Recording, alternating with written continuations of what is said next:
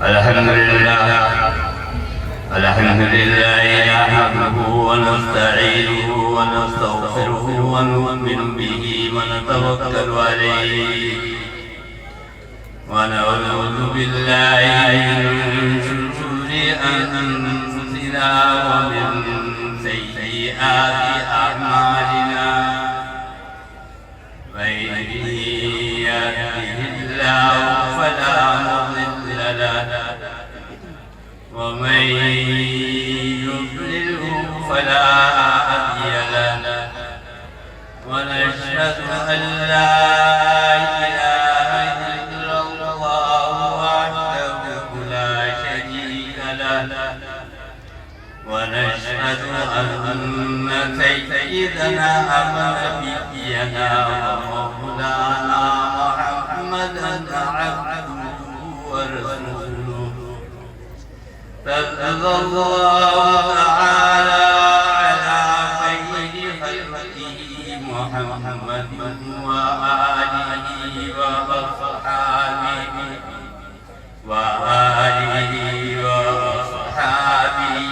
وأزواجه وذرياته وأهل بيته أجمعين.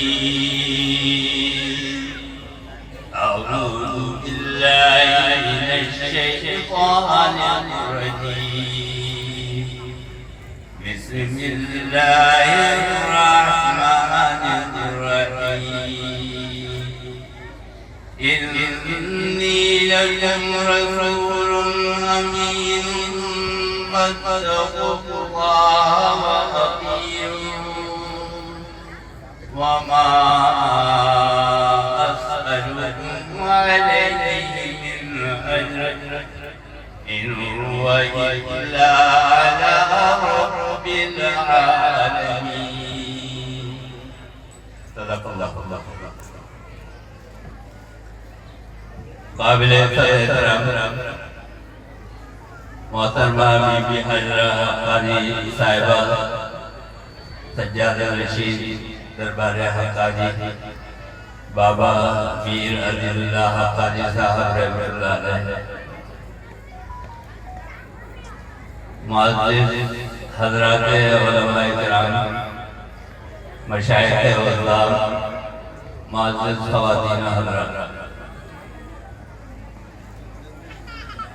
کل میں محترم الحاج شمیر الدین صاحب رحمۃ اللہ علیہ کے قائم کردہ پاکستان اسلامی فورم کے میلاد عشائیہ میں شریک تھا، تو وہاں بی بی صاحبہ کی کمی بہت محسوس ہوئی،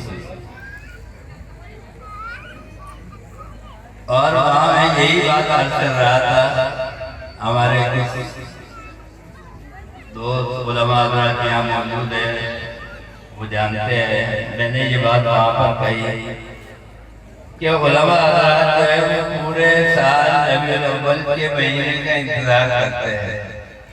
خلق خدا کو تو انتظار ہوتا ہی ہے، لیکن علماء کو بھی انتظار ہوتا ہے، اور یہ ہوتا ہے کہ حضور اکرم صلی اللہ علیہ وسلم کا جشن ولادت آئے گا تو اس کے اندر ہم بیان کریں گے، حضور اکرم صلی اللہ علیہ وسلم کی صفات کا تذکرہ کیا جائے گا. لیکن جب جلسوں کے اندر آتے ہیں تو پتہ چلتا ہے کہ وقت جو ہے وہ بہت کم ہے. تو اس لیے مختصر آپ کی کوئی ایک حدیث یا آپ کی سیرت کا کوئی ایک پہلو جو ہے وہ آپ کے سامنے عرض کر دیا جاتا ہے. میں وہی بات جو کل میں نے وہاں جلسے میں عرض کی تھی، وہی بات میں یہاں پر عرض کیے دیتا ہوں. 19 سپارے کی ایک سورت کی میں نے آیت تلاوت کی ہے، اور اس میں حضور اکرم صلی اللہ علیہ وسلم کی ایک صفت کا ذکر کیا گیا ہے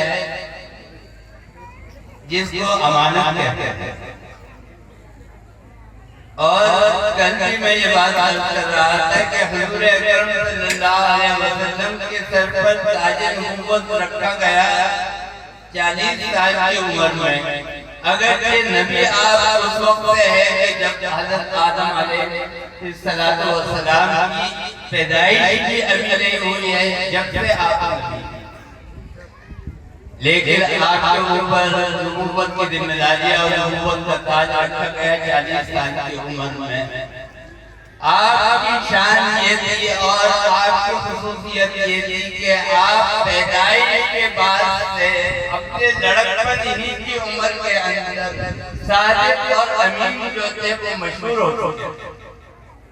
آپ امانت دار بھی تھے اور آپ سچے بھی تھے۔ آج اس آیت کو تلاوت کرنے کا مقصد یہ ہے کہ یہ قرآن کریم کی ایک اہم آیت ہے۔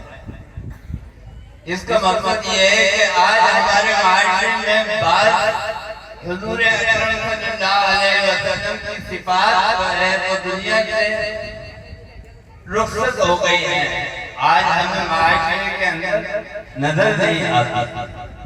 ان میں سے ایک ہے سچائی، دیانتداری،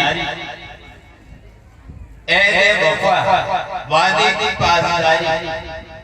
علماء حضرات تشریف رکھتے ہیں، وہ جانتے ہیں کہ حضور اکرم صلی اللہ علیہ وسلم ایک مرتبہ مدینے کے بازار کے اندر یہودی سے ملاقات ہوئی اور یہودی نے آپ سے ملاقات کے دوران کہا کہ میں کچھ دیر کے لیے گھر جا کے واپس آتا ہوں، آپ میرا انتظار کرنا۔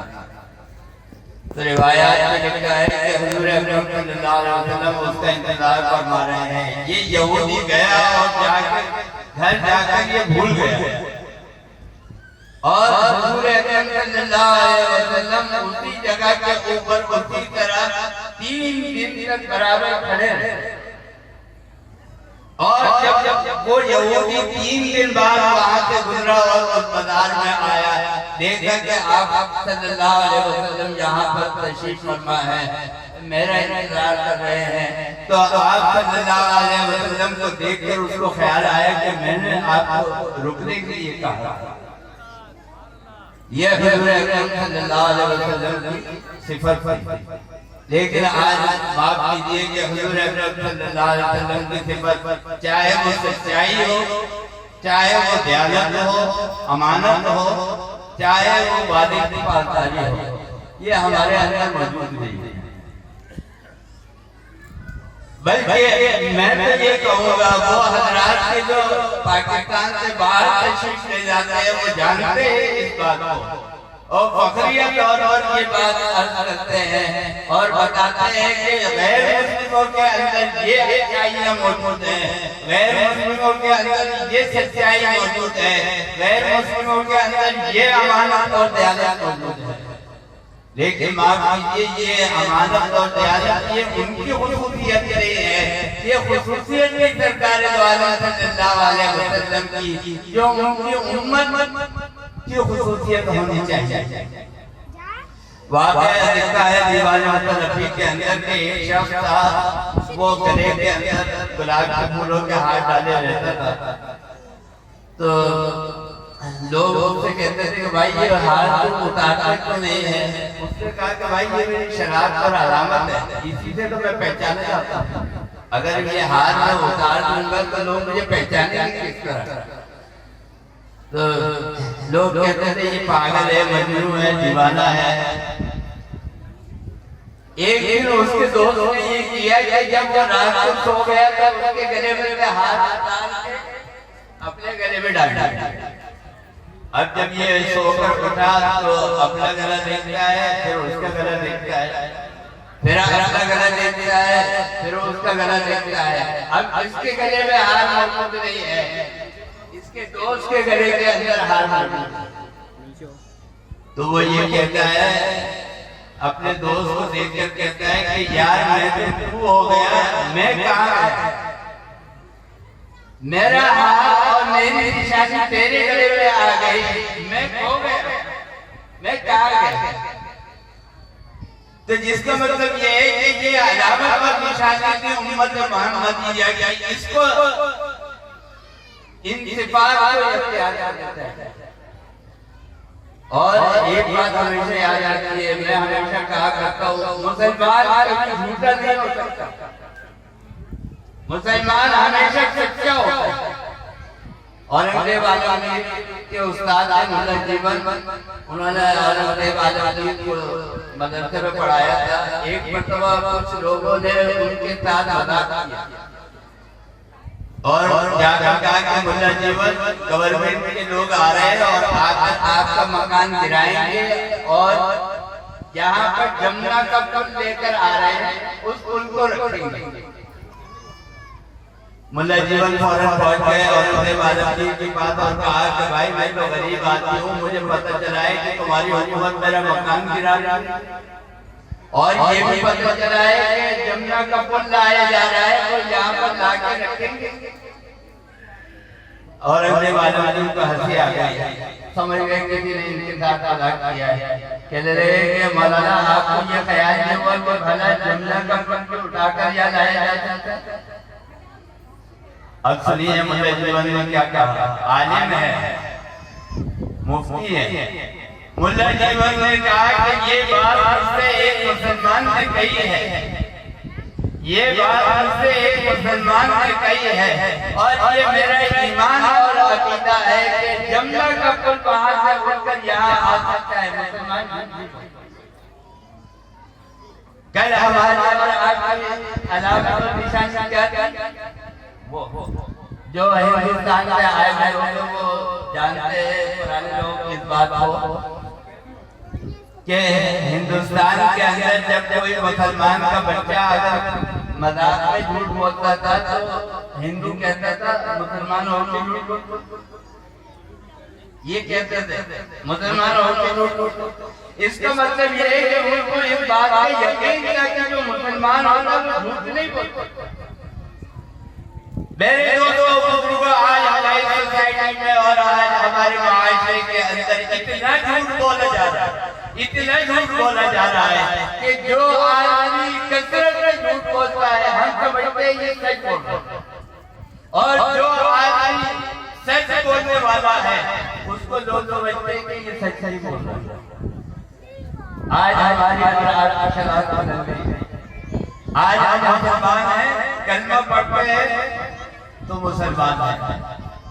اللہ اقبال نے بڑی اچھی بات کہی، فرمایا کہ زبان سے کہہ بھی دیا لا الہ تو کیا حاصل، زبان سے کہہ بھی دیا لا الہ تو کیا حاصل، دل و دماغ مسلمان نہیں تو کچھ بھی نہیں۔